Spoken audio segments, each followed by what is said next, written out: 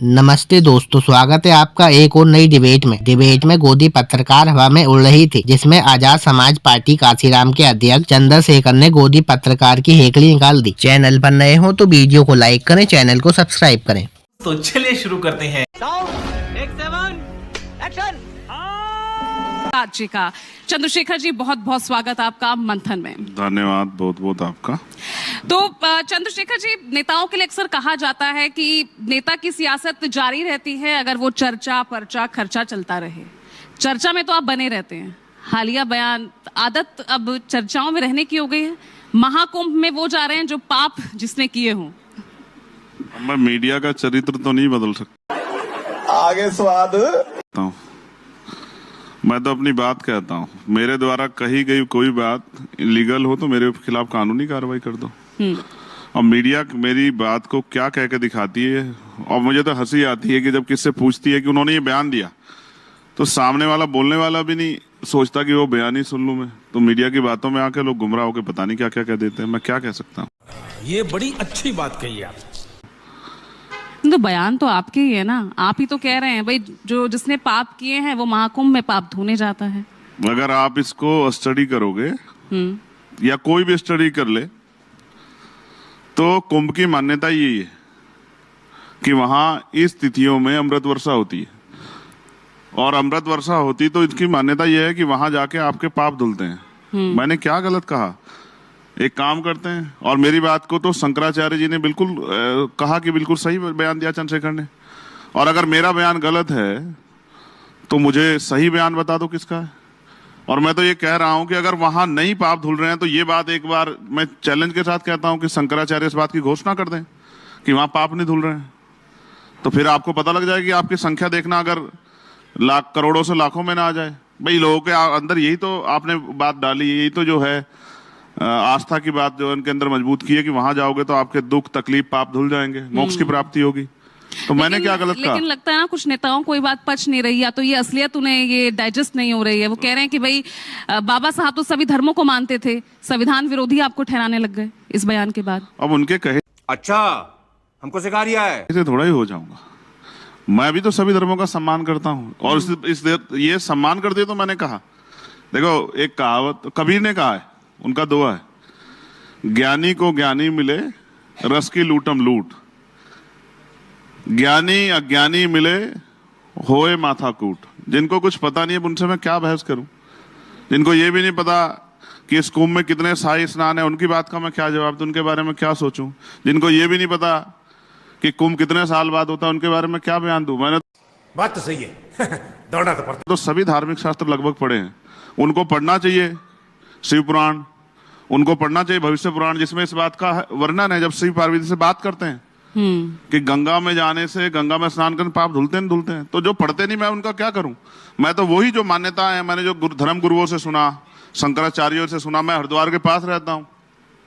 Haridwar local के लोग तो नहीं जाते, लेकिन पूरे देश दुनिया के लोग आते हैं वहां।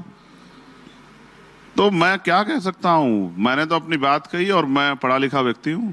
मैं जो मैंने पढ़ा है वही कह रहा हूं, जो धर्मशास्त्र में पढ़ा, और वेदों में इसका वर्णन है।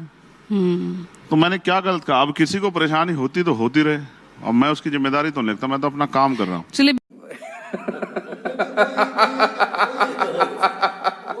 बिल्कुल एक पढ़ा लिखा नेता, जबकि संविधान के आर्टिकल 51 में जहां हम जिनको मौलिक कर्तव्य कहते हैं, उसमें वैज्ञानिक दृष्टिकोण को बढ़ावा दिया गया है।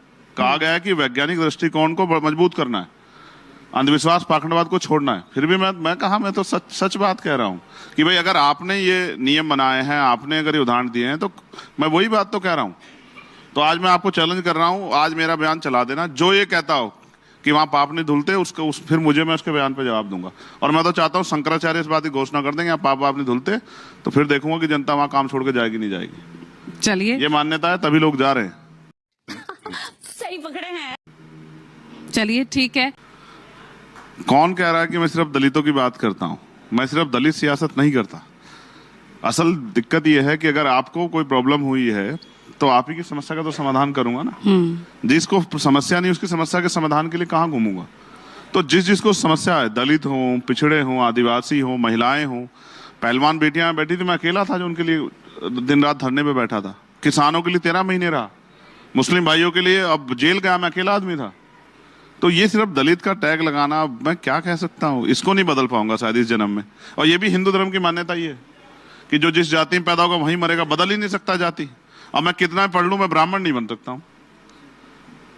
मैं कितना भी पढ़ लूं, पीएचडी कर लूं, एमफिल कर लूं, बीटेक कर लूं, एमटेक कुछ भी कर लूं, लेकिन मैं अपनी जाति नहीं बदल सकता हूं इस क्या बात है सर, क्या बात है सर, क्या बात, ये बात है देश में। ये और ये भी शंकराचार्य ने स्पष्ट किया, क्योंकि एक बाबा जी घूम रहे थे कि भाई सारे हिंदू एक हैं, पता नहीं कुछ ऐसा नारा लगा रहे थे बागेश्वर वाले। उन्होंने एक यात्रा भी निकाली, तो उस पर शंकराचार्य ने बयान दिया। उन्होंने कहा वो जाति बंधन तोड़ दो और सारे हिंदू एकजुट रहो, इस तरह का बयान दिया उन्होंने। तो शंकराचार्य ने डांटा उनको कि अगर जाति बंधन तोड़ दिया तो हिंदू धर्म ही खतरे में पड़ जाएगा। जाति तो सच्चाई है सनातन की, ऊंच नीच की भावना सच्चाई है, ये मैं नहीं कह रहा हूं, ये सनातन कह रहा है, आप पढ़ लो। वर्ण व्यवस्था, जाति व्यवस्था, और कोई पैदा होते ही छोटा, कोई पैदा होते ही बड़ा, ये मैं नहीं कह रहा ना, मैंने बनाई है। तो मैं तो एक वकील हूं। तो राहुल गांधी ठीक कह रहे हैं, यानी पिच सबकी एक है, बस लड़ाई अलग अलग चल रही है। देखो, मैं फिर आपसे कहूंगा,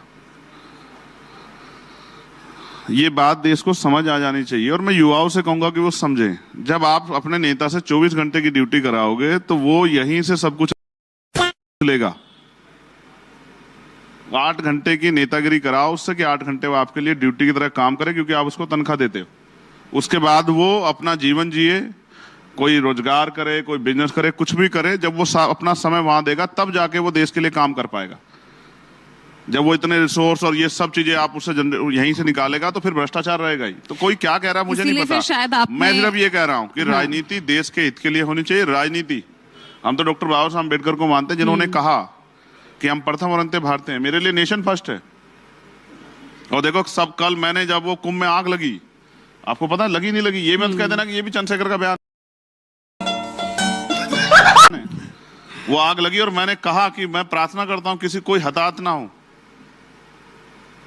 और मैं तो ये भी मानता हूं कि वहां इतना जो है आशीर्वाद है कि इतनी आग से नुकसान नहीं हुआ। अब थोड़ा सा कम है, इस वजह से आग लग गई। ऐसा क्यों प्रतीत हो रहा है कि कुंभ के बयान को लेकर अब आप थोड़ा ऑफेंसिव नजर आ रहे हैं, उसी को जस्टिफाई करते नजर आ रहे हैं? मैंने आपको क्या कहा? मैंने उस दिन कहा कि मैं अपने बयान पे कायम हूं, और आज भी अपने बयान पे कायम हूं। मैं आपसे फिर कह रहा हूं, आप मुझे बताओ, अगर आपने सनातन को पढ़ा हो तो बताओ, सनातन में जो अंतिम यात्रा होती है, जो देह का अंतिम कार्य होता है, वो अग्नि से होता है या दबाने से होता है? बताओ। मैं नहीं मानता। है आपको जानकारी? तो अग्नि दी जाती है, और अग्नि के साथ ही माना जाता है कि अब ये शरीर जो है पूर्ण हो गया। हाँ। तो जितने लोगों को कोरोना काल में अग्नि नहीं मिली थी, उनके परिवार से माफी मांगोगे नहीं मांगोगे? आपकी बेकार व्यवस्था में जो लापरवाही थी आपकी, जो आपने मेडिकल फैसिलिटी अच्छी नहीं की, जिसकी वजह से ये सब चीजें हुई, तो आपको माफी मांगनी चाहिए उन परिवारों से। मैंने क्या गलत कहा इसमें? अच्छा, तो